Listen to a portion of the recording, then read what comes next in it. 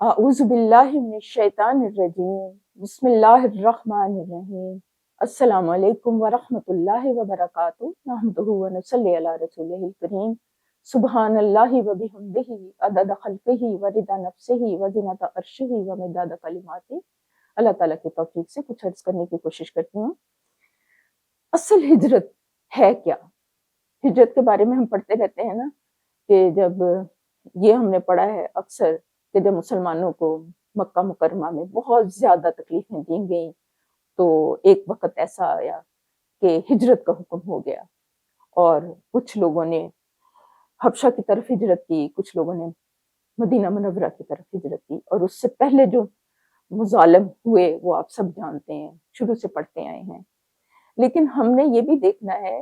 کہ اس کا مفہوم اصل میں ہے کیا، ہجرت کہتے کسے ہیں؟ تو علماء کرام اس کے بارے میں بہت اچھا بیان کرتے ہیں۔ وہ کہتے ہیں کہ زندگی کا ایک رخ ہوتا ہے، تو اس رخ کو چھوڑ کر ایک نیا رخ اختیار کر لینے کو ہجرت کہتے ہیں، ٹھیک ہے؟ تو وہ والے یعنی کسی چیز کو چھوڑ دینا،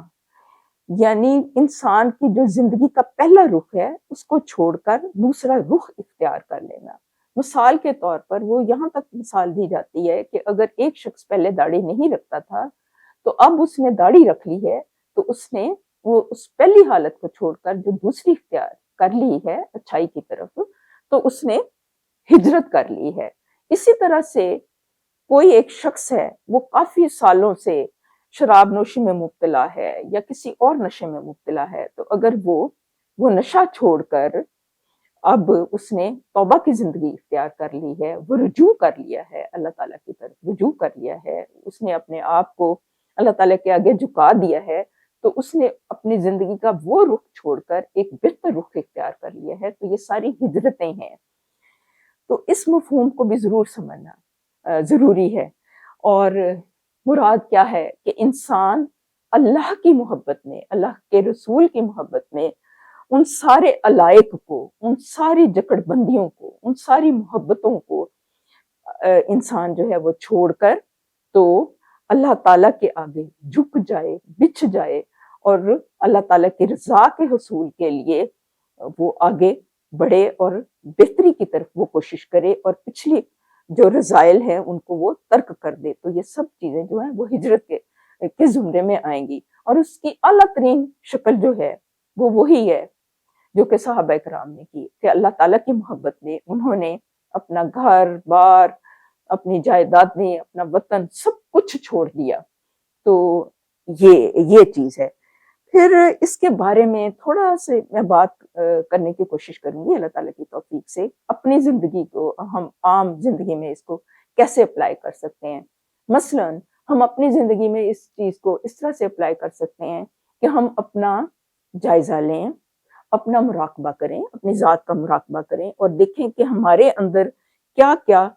مطلب رذائل ہیں، کیا کیا بری عادتیں ہیں، تو ہم ان بری عادتوں کو ایریڈیکیٹ کریں اور اچھی عادتیں اپنائیں۔ اور صرف یہ ہم سوچیں نہیں بلکہ پریکٹیکلی کریں۔ مثلا اگر کسی انسان کے اندر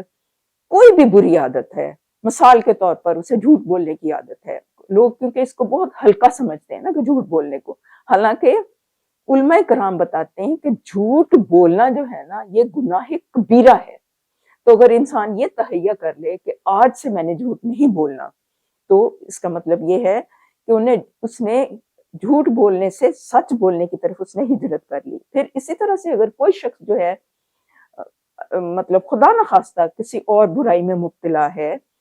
مطلب کوئی بھی آپ کہہ سکتے ہیں دھوکہ دہی کی یا رشوت کی یا حرام خوری کی، تو وہ یہ تہیہ کر لے کہ آج سے میں نے یہ حرام خوری نہیں کرنی، آج سے میں نے رشوت نہیں لینی۔ تو اس طرح سے ان برائیوں کو ایریڈیکیٹ کر کے وہ اچھائیوں کی طرف آ جائے، کیونکہ ابھی وقت ہے۔ یہ آپ سب جانتے ہیں کہ ہم مسلم ہیں، اور مسلم کا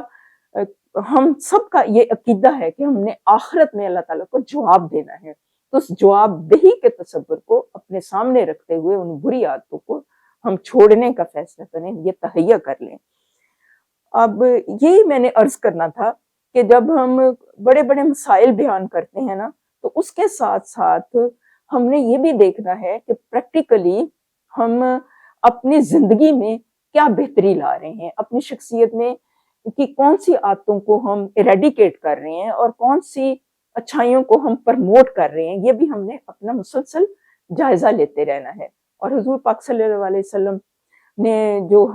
ہمیں سکھایا یا صحابہ کرام کو جو تعلیم دی، تو اس میں ایک یہ والا نقطہ بہت زیادہ اہم تھا کہ آپ تزکیہ کرتے تھے، اور تزکیہ کا مفہوم ہی یہ ہے کہ شخصیت کی برائیوں کو ہٹا دینا اور اس کی خوبیوں کو پروان چڑھانا۔ اور جتنی دیر تک یہ والا عمل نہ ہو، انسان دین کے اوپر آگے نہیں بڑھ سکتا، کیونکہ برائیاں ہٹیں گی تو پھر ہی آگے روشن راستہ نظر آئے گا۔ آپ سب کو علم ہے، آج کل تو ویسے سردی ہے، دھوپ بھی بہت پڑ رہی ہے،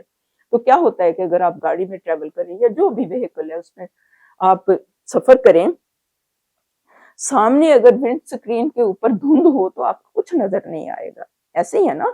تو اسی طرح سے اگر ہمارے عقائد جو ہیں پلیوٹڈ ہوں، ہمارا دل پلیوٹڈ ہو، تو ہمیں بھی راستہ دکھائی نہیں دے گا، ہمیں صراط مستقیم دکھائی نہیں دے گا۔ تو صراط مستقیم کو دیکھنے کے لیے بھی ہم نے اپنے اندر سے ان برائیوں کو ایریڈیکیٹ کرنا ہے۔ تو ہم نے یہ فیصلہ کرنا ہے، یہ تہیہ کرنا ہے کہ آج سے ہم نے یہ چھوٹی چھوٹی جو ہے نا ہجرتیں کرنی ہے، اللہ تعالیٰ سے دعا کرنی ہے، اور یہ دعا کرنی ہے کہ یا اللہ حق کو حق کر کے دکھا دے اور اس کے اوپر چلنے کی توفیق عطا فرما، اور باطل کو باطل کر کے دکھا دے اور اس سے بچنے کی توفیق عطا فرما۔ لیکن کوشش شرط ہے، کوشش کے بغیر کچھ نہیں ہوتا، لیکن دعا بھی بہت ضروری ہے، کیونکہ اس سے پھر اللہ تعالیٰ توفیق دے دیتا ہے انسان کو کہ ربنا لا تزغ قلوبنا بعد اذ ہدیتنا وہب لنا من لدنک رحمۃ انک انت الوہاب۔ یا اللہ ہدایت دینے کے بعد ہمارے دلوں کو ٹیڑھا نہ کرنا، اور تو ہی مالک حقیقی ہے، تو ہی عطا کرنے والا ہے۔ اللہ تعالیٰ آپ سب کا حامی و ناصر ہو، آپ سب خیریت سے رہیں، عافیت سے رہیں، اللہ تعالیٰ کی امان میں رہیں۔ اللہ تعالیٰ ہمیں ہمارے نفسوں کے شر سے، شیطان کی شر سے، دجال کے فتنوں سے، ہر طرح کے فتنوں سے بچا کے رکھے۔ جہاں جہاں پر بھی مسلمانوں کے اوپر مظالم ہو رہے ہیں، اللہ تعالیٰ اس کی داد رسی کر دے، ظالموں کا زور توڑ دے، مسلمانوں کو متحد کر دے، ہمیں امن و ایمان والی خوبصورت زندگی عطا فرمائے،